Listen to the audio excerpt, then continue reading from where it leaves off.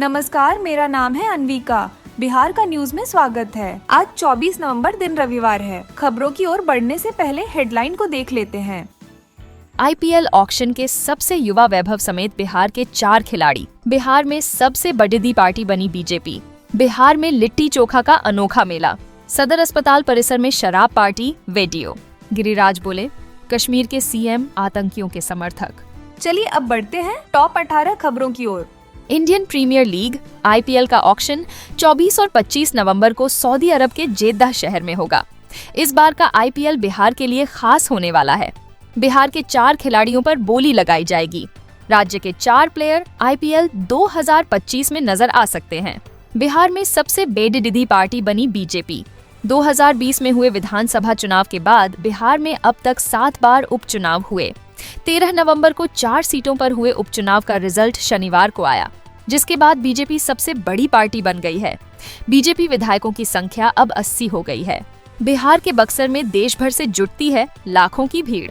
त्रेता युग से चली आ रही परंपरा लिट्टी चोखा का अनोखा मेला। बिहार के बक्सर में एक जगह है चरित्रवन, जहां हर साल नवंबर में पंचकोसी मेले का आयोजन किया जाता है।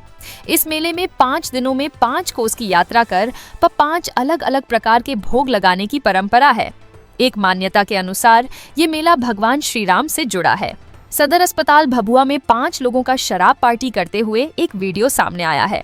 इसके बाद जिला प्रशासन हरकत में आया और सदर अस्पताल से शराब पार्टी करने वाले कुल 5 लोगों को उत्पाद निरीक्षक गुंजेश कुमार ने गिरफ्तार कर लिया। दोस्त के बर्थडे पर छलका रहे थे जाम, बेल भी मिली। कश्मीर के सीएम आतंकियों के समर्थक। केंद्रीय मंत्री गिरिराज सिंह ने जम्मू कश्मीर के मुख्यमंत्री उमर अब्दुल्ला, कांग्रेस और राहुल गांधी पर निशाना साधा। जम्मू कश्मीर में कश्मीरी हिंदू परिवारों के घरों पर बुलडोजर एक्शन को लेकर उमर अब्दुल्ला और कांग्रेस को जिम्मेदार ठहराया। समस्तीपुर के पुरानी पोस्ट ऑफिस रोड में शनिवार देर शाम ज्वेलरी शॉप में हुए लूट मामले का सीसीटीवी फुटेज सामने आया है।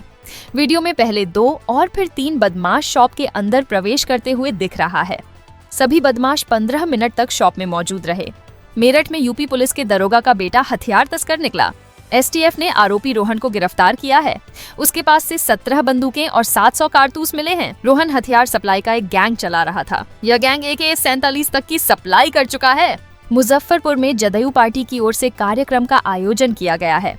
कार्यकर्ता सम्मेलन को संबोधित करने के लिए केंद्रीय मंत्री राजीव रंजन सिंह उर्फ ललन सिंह पहुंचे। भाजपा के वरिष्ठ नेता और पूर्व मंत्री सुरेश शर्मा आवास पहुंचे। ललन सिंह ने कहा कि 2025 के विधानसभा चुनाव में 220 सीट जीतने का लक्ष्य। ललन सिंह बोले, बिहार में प्रचंड बहुमत मिलेगा। पीएम नरेंद्र मोदी सबसे लोकप्रिय नेता। जमुई में 3 दिन पहले संदिग्ध तरीके से लापता हुए युवक को पुलिस ने खोज निकाला है। 26 नवंबर को उसकी शादी है। वो अपनी शादी का कार्ड बांटने निकला था, जिसके बाद नहीं लौटा। परिवार को अपहरण का शक हुआ तो 20 नवंबर को थाने में शिकायत की, परंतु गर्लफ्रेंड के कारण भागा था। पटना के बिहाट्टा में दानापुर बिहाट्टा एलिवेटेड रोड निर्माण कार्य में लगी कंपनी सीगल इंडिया के कार्यालय में सीएम नीतीश कुमार पहुंचे। इस दौरान बिहार के मुख्य सचिव, पथ निर्माण विभाग के सचिव समेत कई आला अधिकारी मौजूद थे। सीएम ने जल्द काम पूरा करने के निर्देश दिए। मुजफ्फरपुर से एक वीडियो सामने आया है। ये सोशल मीडिया पर वायरल हो रहा है। इसमें जन स्वराज के संस्थापक प्रशांत किशोर को एक कार्यक्रम के दौरान गुस्सा आ गया। सभा में एक कार्यकर्ता लगातार बोल रहा था। प्रशांत किशोर के बार बार समझाने पर वह बैठने के लिए तैयार नहीं था। देखिए प्रशांत किशोर ने क्या कहा, आप नॉन स्टॉप काहे बोलते जाते हैं? कोई अनुशासन है कि जो मन होगा कीजिएगा? आप बैठिए पहले, नहीं तो जाइए बाहर।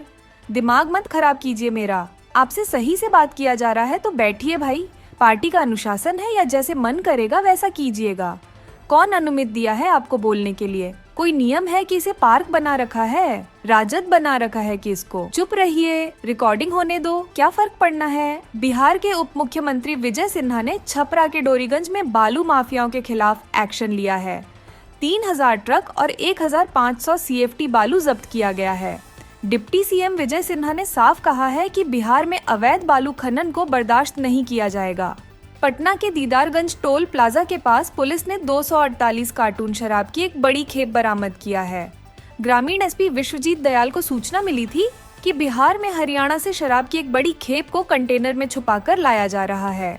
बिहार की 31 लाख जीविका दीदी लखपति दीदी के रूप में चिन्हित की गई है। इन दीदियों का चयन 1 साल के अंदर किया गया है। इनकी सालाना आमदनी 1 लाख या उससे अधिक है। राष्ट्रीय ग्रामीण विकास मंत्रालय की रिपोर्ट के अनुसार जीविका के तहत लखपति दीदियों की संख्या बिहार में सबसे ज्यादा है। बिहार पहला राज्य है जहां पर 31 लाख से अधिक जीविका दीदी लखपति बनी है। वक्फ बिल को लेकर भाजपा का रुख साफ है। इसी क्रम में पीएम मोदी ने भी भाजपा कार्यकर्ताओं के बीच अपनी टिप्पणी से सख्त संदेश दे दिए हैं। महाराष्ट्र चुनाव में जीत के बाद भाजपा मुख्यालय में पीएम मोदी ने अपने भाषण में वक्फ बोर्ड का भी जिक्र किया। उन्होंने कहा कि संविधान में वक्फ बोर्ड का कोई स्थान नहीं है। उन्होंने कहा कि कांग्रेस ने वक्फ को देश की संपत्तियां सौंप दी। इसके बाद अब इस पूरे मामले पर जमीयत उलमा-ए-हिंद की कॉन्फ्रेंस हुई और अपनी बातें रखी गई। जमीयत उलमा-ए-हिंद की कॉन्फ्रेंस में मौलाना अरशद मदनी ने कहा कि भारत के प्रधानमंत्री नरेंद्र मोदी कहते हैं कि वक्फ कोई चीज नहीं है। अब मुझे उनकी इस बात पर बड़ी हैरत हुई। ऐसे में तो कल पीएम मोदी कहेंगे कि नमाज का दस्तूर नहीं है। मैं साफ कर देना चाहता हूं कि वक्फ में संशोधन के मसले पर हमारा ऐतराज है। बिहार के छपरा में ट्रेन के टीटी ने देवदूत बनकर एक यात्री की जान बचाई है। छपरा में यात्रा के दौरान अचानक ट्रेन संख्या 5708 आम्रपाली एक्सप्रेस में एक बुजुर्ग को हार्ट अटैक आ गया, जिसके बाद बुजुर्ग को अचेत देखकर कोच में अफरा तफरी मच गई। वहीं ड्यूटी पर तैनात टीटी राजीव कुमार और मनमोहन कुमार ने बुजुर्ग की जान बचाने के लिए पूरी ताकत झोंक दी। जानकारी के मुताबिक यात्री को चलती ट्रेन में ही सीपीआर और mouth to mouth oxygen support देने की वजह से उसकी जान बच गई। यह घटना आम्रपाली एक्सप्रेस जो अमृतसर से जयनगर जाती है उसकी बताई जा रही है। इस ट्रेन में हाजीपुर के रहने वाले एक 70 वर्षीय बुजुर्ग दंपति पैसेंजर जनरल कोच में यात्रा कर रहे थे। बुजुर्ग शख्स की तबीयत अचानक बिगड़ गई और वो अचेत हो गए। नालंदा के नूरसराय थाना क्षेत्र के नदियोना गांव में रविवार को दिल को दहला देने वाली घटना सामने आई है, जहां पति पत्नी ने घरेलू विवाद के चलते जहर खा लिया। आत्महत्या करने वाले मृतकों की पहचान अरुण कुमार और उनकी पत्नी नीलू देवी के रूप में हुई है। परिवार के सदस्यों ने बताया कि सुबह दोनों के बीच किसी बात को लेकर विवाद हुआ था, जिसके बाद उन्होंने आत्मघाती कदम उठा लिया। दोनों को गंभीर हालत में सदर अस्पताल ले जाया गया, जहां इलाज के दौरान उनकी मौत हो गई। ठंड के साथ अब राज्य में कोहरे का भी असर दिखने लगा है। कोहरे की मार सबसे ज्यादा रेल सेवा और विमान सेवा पर पड़ रहा है। स्पेशल ट्रेनों की लेट लतीफी से यात्री भी परेशान हैं। नियमित ट्रेन भी 9 घंटे की देरी से चल रही है। वहीं 6 विमान भी देरी से आए गए। जहानाबाद जिले के काको मोड़ पर बॉलीवुड की मशहूर एक्ट्रेस मलाइका अरोड़ा ने अपनी उपस्थिति से शहर को चकाचौंध कर दिया।